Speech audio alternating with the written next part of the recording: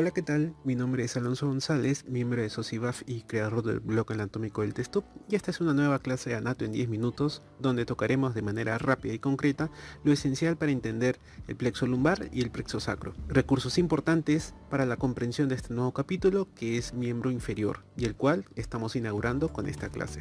Rápidamente, comenzamos a hablar del plexo lumbar, el cual es una agrupación de ramas anteriores nerviosas de los nervios raquídeos de la región lumbar, entre L1 y L4, los cuales salen de la columna vertebral y se ramifican, dando lugar a los nervios responsables de la inervación de la región anterior del muslo, así como de la región inguinal, tanto en su parte sensitiva como en su parte motora. Llegan a los músculos de la región anterior y la región medial del muslo, los cuales describiremos en las siguientes clases. Es por ello que mencionamos que proporciona una inervación a la región inguinal, perfora muchas de sus ramas al músculo psoas y se deslizan inferior a este músculo durante su recorrido por el abdomen. Bien, la descripción podemos iniciarla considerando a T12, del cual va a originarse el nervio subcostal. Luego tenemos a L1, el cual se dividirá en dos ramas, el nervio iliohipogástrico e ilioinguinal, también conocidos como abdominogenital mayor y abdominogenital menor, que por sus nombres se darán cuenta de que llega a las regiones inguinales y del hipogastrio. Resaltar aquí que el nervio T12 le da una rama comunicante a L1 antes de que éste se divida. También mencionamos que una rama de L1 se une con otra rama de L2 para formar el nervio genitocrural, importante para la inervación sensitiva a nivel inguinal medial. Los nervios L2 y L3 forman el nervio femorocutáneo, el cual también tiene importancia sensitiva. Y acá tendremos los dos nervios principales de este plexo. Por un lado, tenemos la unión entre L2, L3 y L4, que forman el nervio femoral, quien da inervación a los músculos de la región anterior del muslo, como el cuádriceps, y en otro gran nervio de este plexo es el nervio obturador, el cual también tiene el mismo origen, pero que va a inervar a compartimiento medial de los músculos del muslo y también va a tener alguna función sensitiva. En cuanto al plexo sacro, es conocido de que es una continuación de este enmarañado de nervios. Para hablar de este plexo nos referimos a las ramas ventrales de S1, S2, S3, pero no solo es ello, sino que recibe ramas que vienen del plexo lumbar,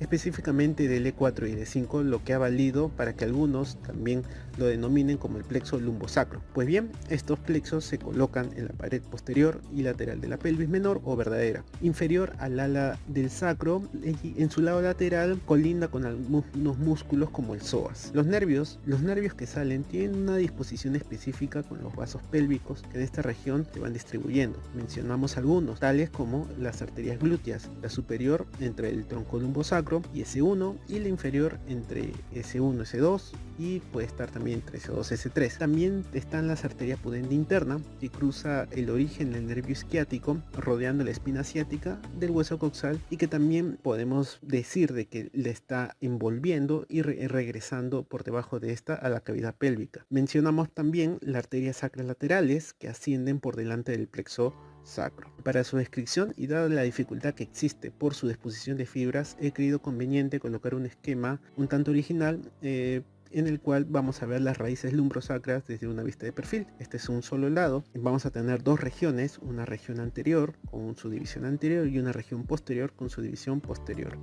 Las ramas que nacen de estas raíces que forman la división anterior originarán el nervio tibial o ciático popliteo interno, mientras que los de la división posterior van a formar el nervio peroneo común o ciático popliteo externo. De estas raíces, las tres primeras de cada división formarán ramas específicas, o mejor dicho, nervios específicos para músculos determinados.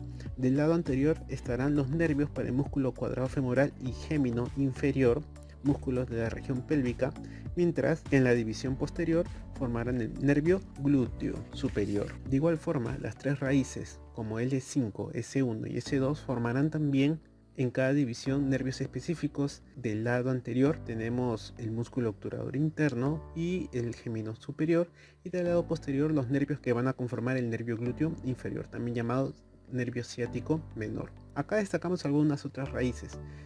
También podemos ver el nervio piriforme, que va para el músculo piriforme, que nace de la división posterior de S1, S2, así como el nervio pudendo, que nace de la división anterior de S2, S3 y S4. Pues bien, en definitiva, el plexo sacro termina con su rama principal en el nervio ciático mayor y va a tener colaterales anteriores, entre las cuales mencionamos el nervio para el obturador interno, el nervio pudendo interno, el nervio anal o hemorroidal, también el nervio del elevador del ano, el nervio para los géminos y para el cuadrado femoral.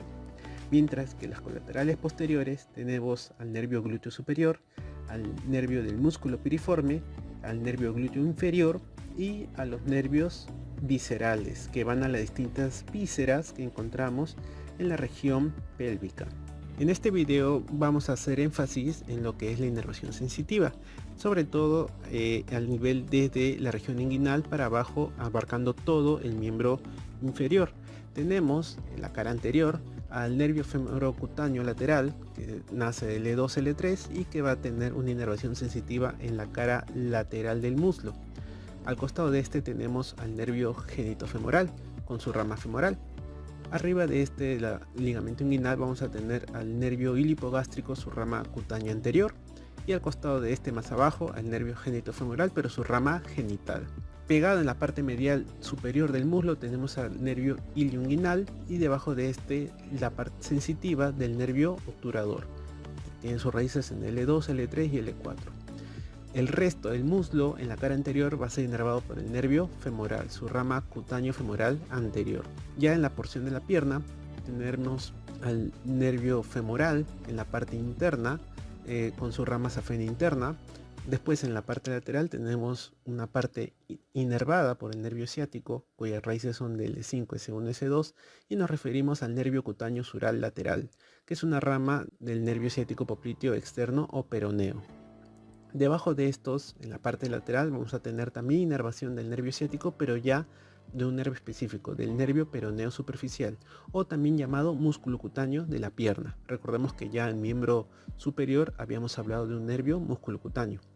En la región del dorso del pie tenemos que la mayoría de inervación en la piel va a estar inervada por el nervio peroneo superficial. Sin embargo, un cachito de piel en la parte más lateral va a ser inervado por el nervio safeno externo, y entre el primer y el segundo dedo vamos a tener una región que va a ser inervada entre ramas del nervio peroneo profundo, o también conocido como tibial anterior. En la parte posterior vemos que el nervio subcostal, que era una rama, una prolongación de T12, va a tener una ligera inervación sensitiva en la parte lateral superior. Luego tenemos al costado el nervio iliohipogástrico entre T12 y la rama de L1 con su rama cutáneo lateral. Luego tenemos a los nervios espinales sacros en la región medial del glúteo, y arriba de estos a los nervios espinales lumbares L1, L2 y L3. Luego, en la parte lateral posterior del muslo encontramos el nervio cutáneo femoral lateral nuevamente, y en la parte medial al obturador, y debajo de este el nervio femoral, su rama nervio cutáneo femoral anterior,